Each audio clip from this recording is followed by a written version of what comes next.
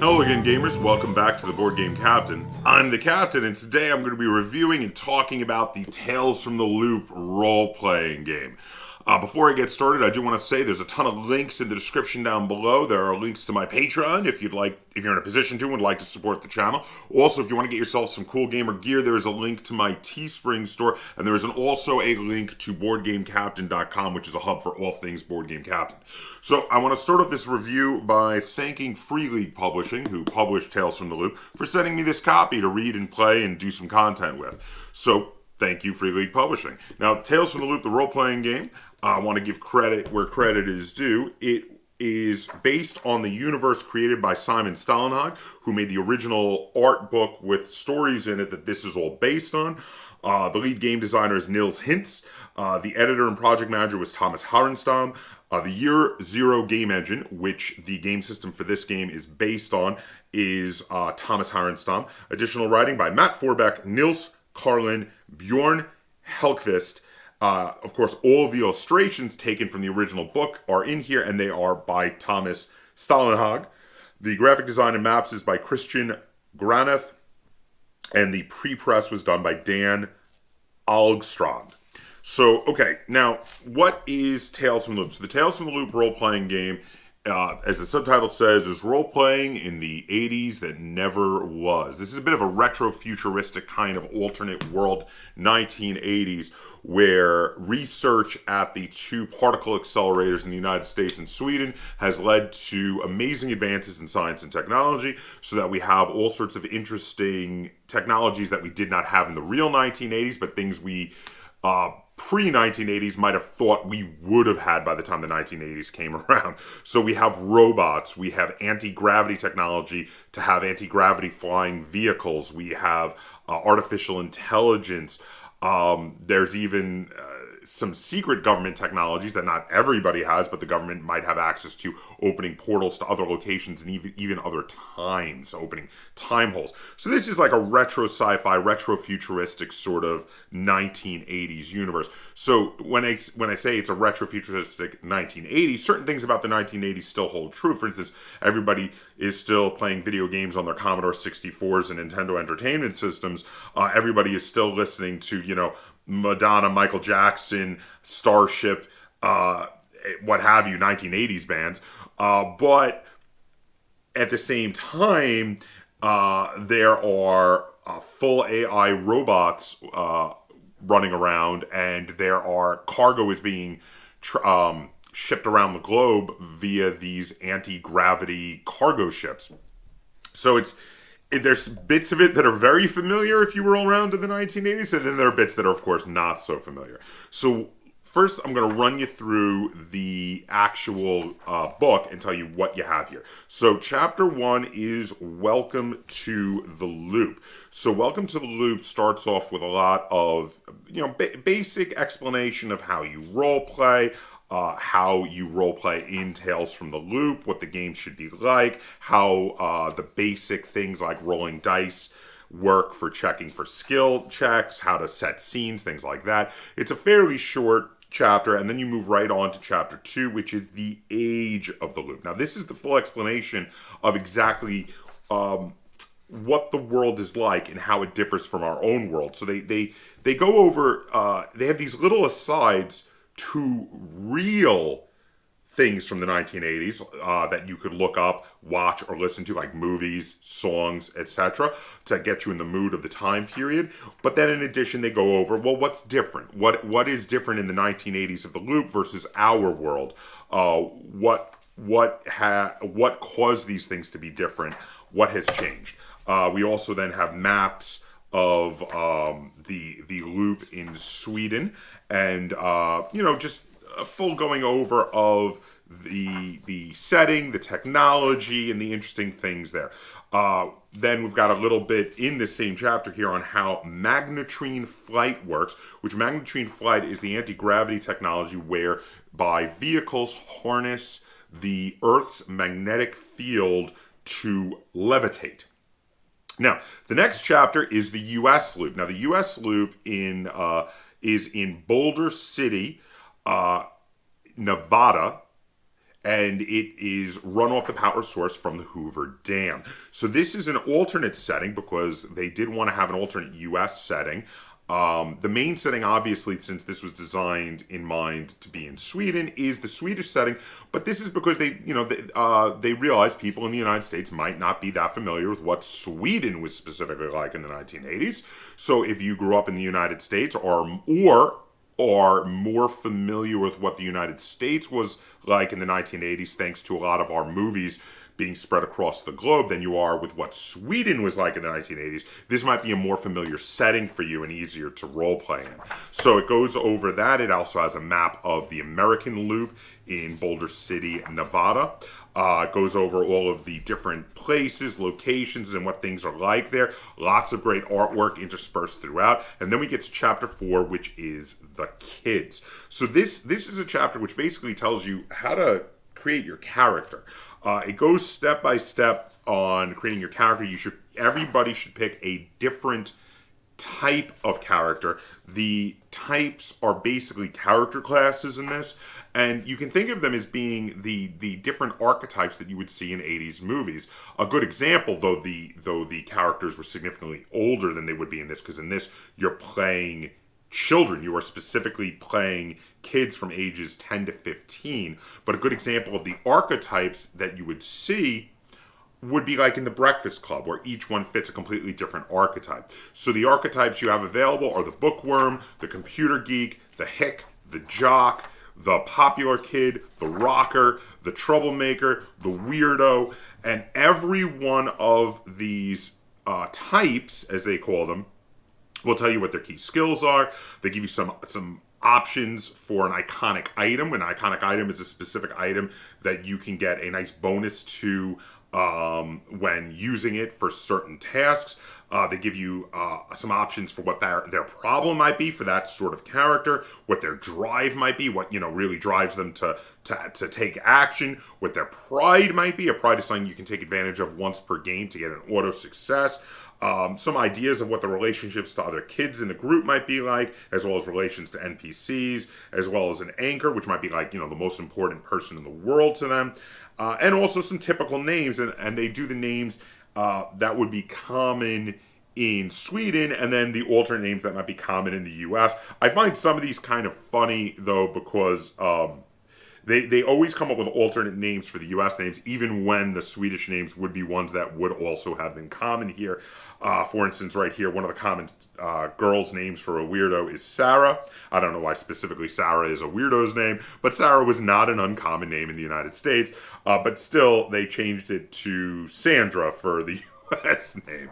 But that's fine. I like that they have all these suggestions, all these options. So if you're having trouble thinking of one of these particular things when you're doing character creation, you can just pick one from a list, which is really nice.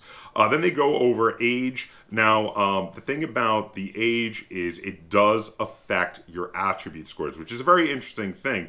And it also affects your amount of luck points that you have when you're creating your character. So again, you're going to pick your kid to be between 10 and 15 years old, because once they hit 16, they age out of the kind of stories you're going to be telling in Tales from the Loop, and you would have to make a new character. You could have, unlike a lot of other role-playing games where games usually take place short time periods after each other, these games can actually be set up to be like, one game per season or one game even per year, and your characters could age rather quickly. And if your character ages out, you're supposed to make a younger, newer character. Now, in regard to your attributes are body, tech, heart, and mind. And these each link to multiple skills that you can use them with. You get the starting scores in your attributes equal to your age split amongst the 4 attributes. And none of them are allowed to be higher than 5. And you have to have at least 1 in each. You cannot have 0 in any of these. So that is important. And so obviously being older means you're going to get more points to spend amongst your attributes. But then there are luck points. So for luck points, you get a number of luck points equal to 15 minus your age. So the younger you are, the more luck points you get, even though you have lower attributes.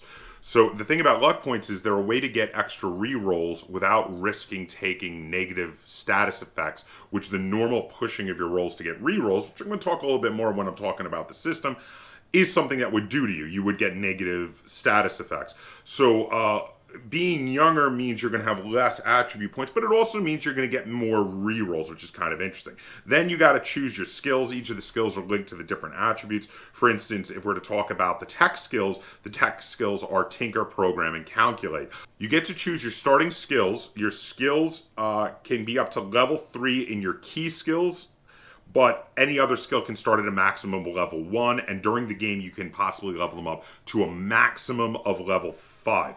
Now the numbers in your attributes and your skills are going to correspond to how many dice you get to roll. I'm going to talk a little bit more about that later when I'm talking about how the system works. Now, items also let you add dice to rolls, and everyone gets an iconic item, which when used for something it would be useful for, lets you get 2 extra dice. Now, regular items are things you're going to pick up during the game and can use during the game, but will lose them, and they can give you between 1 and 3 dice. But iconic items are something you're going to have from game to game forever, and it's going to be something that's going to specifically help you in certain situations from game to game for the entire course of the campaign. Then it talks about picking a lot of storyline stuff, which can be really interesting for helping develop your character. Their problem, their pride, their drive, their relationships, their anchor. A lot of these also have game effects as well, because, for instance, your anchor is someone that you can go and spend time with to remove negative status effects. Your pride is something you can use once per game to get an auto success on something that is related to your pride. But you have to keep in mind that they're also meant to very much help round out your character and figure out who is your kid. So the next thing we talk about here is we have conditions. So there are 4 regular conditions and then 1 extreme condition. So the 4 regular conditions are upset, scared, exhausted, and injured. Now every time you try to attempt a skill roll at something that is a dangerous situation, or you push your roll, if you failed the first time, you push it to roll it again. In either of those situations, you risk getting a condition. Each condition gives you -1 to all future rolls. These are cumulative, so multiple conditions will give you multiple negatives. And if you get all 4 conditions, you become broken, either of mind and body, and will auto-fail everything until you are healed from being broken. This is the way the damage system works in this game. Rather than having, say, hit points, it is all based on conditions. And in this particular game, it is impossible for your kids to die. You can become broken, but you cannot die by the base rules of this game, which is something I'm going to delve a little more into because it is actually related to my one negative about this game. And I'm going to talk more about that later. Okay, then we have talking about how you gain experience and how your kids can pick a hideout together. The experience in this game works off some questions you ask the players at the end of every game. They can get between 1 and 5 experience points. It costs 5 experience points to raise up a skill. Your attributes, though, don't change. The next chapter is Trouble. So it starts to talk about exactly how you use all those dice rolls that I already talked about, combining your attribute, your skill, and your equipment to try to get out of trouble, and then how to push your rolls. So each roll can be pushed once, but pushing it automatically means you're going to get a negative effect. There are also extended troubles. Extended troubles are bigger, longer scenes versus just, say, like a quick fight. Because if you get in a fight with a bully, it's literally decided in one roll. The game master doesn't roll, you roll. And if you succeed, you're going to win the fight with the bully. But a bigger, longer scene might be like you're holding off prehistoric monsters while someone is defusing a bomb, and everybody's trying to get lots of successes to do this. And there'll be a set number of successes you have to get. You all get rolls, and all your successes count towards that, and you're trying to, solve a bigger scene. In those scenes, you can voluntarily take negative status effects to get bonus successes to help you win. This is a very interesting system. It makes it very quick, very fluid. I quite like the way the extended trouble works. There is also a PvP system. They call it kid versus kid, where again, if you're competing in something directly, you can take negative status effects to give yourself extra bonuses towards winning that particular conflict. Then we have a full explanation of all of the skills and how they are used. And then the next section is the mystery. So now from here on, this is supposed to be for Game Master eyes only. So I'm not going to ruin much for you, but the mystery is basically a full explanation for Game Masters of how to design a game for this role-playing system. Now, the game is it's very well thought out, and it's got a great explanation, and it's very easy to understand. And I really like the in-depth descriptions on how to figure out all of the elements that will make a good story, a good mystery for your players to play out, because they refer to each game as a mystery, because this is really meant to be mystery oriented. It's not like a combat oriented game or anything like that. It's much more meant to be, investigation and discovery are the themes we're going with here. Discovery of strange but true things that are going on. After that, we have Chapter 7, which is the Mystery Landscape. Now, the Mystery Landscape is a full explanation of lots of hooks and interesting characters and interesting things going on in both the area around the Swedish loop and the American loop. It gives you a way to do kind of a sandbox game where you can throw lots of hooks at your players and they decide what they're interested in, and then you can run with it. And this is really good for game masters who are really good at improvising on the spot, because you can just come up with okay, well, here's the hook, now let's figure out what we're going to do with it, where are we going to go. But then after that, we have a few chapters that run through a campaign. There's a full campaign in here that is a big section of the back of the book. It is the 4 seasons of mad science. So first we have a description of the campaign, it goes a couple pages, and then we have the individual 4 games of the campaign, which I'm not going to ruin here, but they are really cool games, very well thought out, though I do have one negative that links back to my negative from before about the fact that your characters cannot die in this. I'm going to talk about that in a minute while I am reviewing this. But there are 4 very well thought out, very interesting mysteries in here with very fantastical things you're going to run across. I'm not going to ruin any of the games for you. Suffice to say, I like them. They're really cool. All right, so the Tales from the Loop role-playing game is a Year Zero engine game. Most of the role-playing games from Free League Publishing use the Year Zero engine. Not all of them. They have a couple now that don't, but most run off the Year Zero engine, which is primarily the whole bunch of 6-sided dice. We're looking for 6s for successes. Normal difficulty, you just need at least 1 6. Something very difficult, you might need 2 6s. Something crazy difficult, nearly impossible, like jumping off a bridge onto a moving truck, you might need 3 6s. So it's a very simple system to learn. I've played this system through multiple different iterations, multiple different games from Free League, and I have to say, it is one of the easiest systems for people to pick up and play. It can be a little divisive. There are some hardcore gamers that don't like how simple it is, but I really enjoy how easy it is to play, and it's really great for one-off pickup games at a party or a convention because it's so easy to explain. You just got to tell them, hey, what do you want to do? What skill is that going to use? What attribute is linked to that skill? Count up that number. That's how many dice you're going to get to roll. Do you have a piece of equipment that you can use for this skill? How many dice does that give you? You roll all those dice and you're looking for 6s. That's it. Very easy to understand. If you fail, you can push your luck. You'll get a negative effect that's related to it. So if what you were trying to do was chase after a moving vehicle to jump on the back without the driver noticing, you might become tired as your negative effect, but you get to get a reroll to still try to get some 6s. And that's the gist of the system. Now, I did want to talk about my one negative with this particular game / system.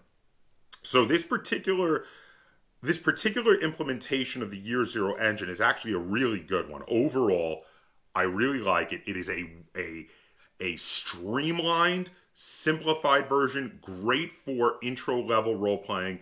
Not super crunchy, fairly easy to learn, easy to understand, and that's good for what it's intended for. But the whole thing about how the characters cannot die. At first, I did not have an issue with this. So I had reviewed the beginner box set for Tales from the Loop a while back, and I referenced that, but at the time, I did not have any issue with not being able to die because the adventure that was included in that did not have any situations where you would think they would be life threatening. So it did not seem to be an issue for me. It seemed to me that this was obviously meant to be a game where you play out, more lighthearted kid adventures. Think of movies from the 1980s like Goonies, where you never really think they're in danger. I mean, sure, there's some bad guys who kill adults, but you never believe the bad guys are actually gonna harm the kids. You never actually feel that way. So, or at least that was my opinion when watching the Goonies. But so in that regard, I didn't really see a problem. The thing is, when you combine the fact that your characters can't die with the fact that the 4 adventures in the back of here, which are meant to be played in a campaign, do include life-threatening dangers. Without giving too much away, I mean, we're talking about crazy humans with access to modern weaponry. We're talking about haywire robots with their safeties turned off. We're talking about prehistoric predators that could swallow you whole. And these are things that you're going to have to overcome in the adventure.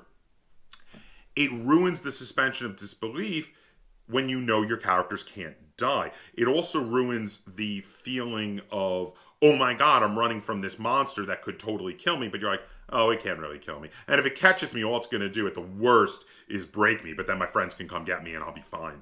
And there's no real lasting effects and detriment to me for having been caught by this man-eating monster that killed these adults in the storyline already, but because I'm a kid, I can't die.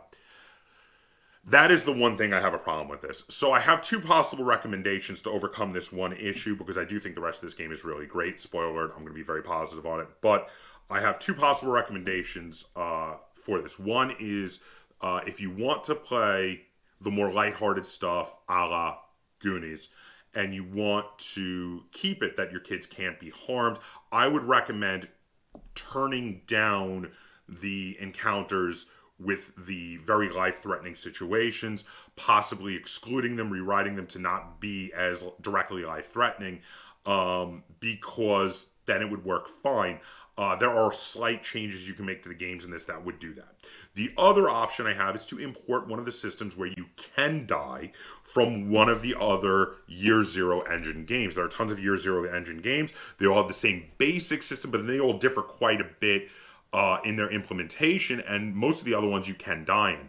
The one that is closest to this is its sequel game, Things from the Flood, which I'm in the middle of reading now, and spoiler alert, in Things from the Flood, you can die. So you can import the way to take damage and scars and possibly die from that, or if you don't have that, but you have another Year Zero engine, you could import those, or as a shorthand, if you don't have any other Year Zero engine games, the way it's done in Things from the Flood, which is very easy to explain, is that if you become broken, you have to take a scar. The scar is either mental or physical, but it is something that you've taken an actual injury. And after each time you take a scar, at the end of that game, you're going to roll a die. And if you roll equal to or less than the number of scars you have, your character will wind up dying from their injuries. And then you can figure out with the game master and the other players how that's going to happen. And you know what? It can be very interesting. I know they must have thought that they wanted to avoid that theme with young children, but actually it can be very interesting to role play out dealing with loss and grief with characters that are young children, and the way that the families respond to that. Does everybody get grounded for huge amounts of time? Do people freak out and not let their kids go roaming in the wilds anymore? Like the parents seem to be very laissez-faire with their kids, kind of like how a lot of parents were in the 1980s. Does that end because a local kid died, their kid's best friend died, and now all the parents are freaking out? It can be very interesting to explore those themes and topics. So I personally, when game mastering this, will be adding in the ability to die. Now, I would recommend either that, though, or, like I said, just adjusting the stories to make it that life-threatening situations don't really come up or aren't as directly life-threatening to the kids. So the book is very well produced, like everything I see from Free League Publishing. It's beautiful hardcover, thread binding. It's got full color printing. It's not glossy pages. It's matte finish, but that's fine, and it goes with the whole 1980s feel. In fact, I would have been fine with a black and white feel because most role playing games were black and white back then. But they did full color printing, and the art is absolutely beautiful in here. The look and production is fantastic. The game system is easy to learn, easy to teach, easy to just pick up and play. Great for short, self-contained campaigns. I would love to run this as like mini series type campaigns with a definite end. You could run this as a longer ongoing campaign if you want to, but I think it lends itself more to this like mini series type format, especially because the kids will eventually age out, and the kind of mysteries you're doing in this are a cross between the sort of mysteries you would have seen in the Tales from the Loop TV show and also in like Stranger Things. Especially because the way you react to it is more like the show Stranger Things than it actually is like the Tales from the Loop TV show on Amazon Prime, because in that, the kids didn't really work together too much to solve the mysteries like they do in Stranger Things. So your party, your group of kids is going to be more like the kids from Stranger Things. I love how, for the nostalgia effect, which this game obviously is meant to play on your nostalgia effect if you remember the 1980s, there are tons of references in here in the storylines to tons of popular 1980s movies, TV shows, books, etc. There's even references to other retro nostalgic things. Like there is an actual reference to Stranger Things in here. A kind of not direct reference, but when you're reading it, if you're familiar, you get it. You're like, okay, they're making a reference to Stranger Things, which is awesome. Because obviously this is in the same sort of vein, the same sort of style of game. Again, this is actually one of my preferred implementations of the Year Zero engine. I feel like the Year Zero engine works best when it is in a more streamlined and less crunchy state, because making the Year Zero engine more crunchy in certain games does feel like it's contrary to the actual feel of the engine, because the engine is meant to be streamlined, fast, and fun, and quick to learn. So yeah, like the universe, I like the system. Great game to play with people of all ages, but let's be honest, you're most likely going to want to play it with people who are old enough to remember the 1980s, or people who, even if they're not, are big into 1980s media or the modern retro media, things like Stranger Things, that are at least familiar with what the world was like in the 1980s. And I do recommend this game to you. So for rating this game, I've decided to give Tales from the Loop 8 out of 10 stars. I really enjoy this. I think it's a really good game. It's a lot of fun. If you are a fan of 1980s pop culture, movies, music, etc., as well as alternate world, sci-fi, very weird mystery type gameplay, because this is 100% made to be, again, investigation mystery type gameplay, not really about combat, then I would recommend Tales from the Loop to you. If you have any questions, comments, or concerns either on this video or on Tales from the Loop, the role-playing game, feel free to put them in the comments down below. And if you enjoyed this review of a role-playing game, would like to see me do more like it, be sure to give it a like, share it on all forms of social media, and if you haven't already, please subscribe to the Board Game Captain. That's Captain spelled with a K on YouTube. And until next time, game on.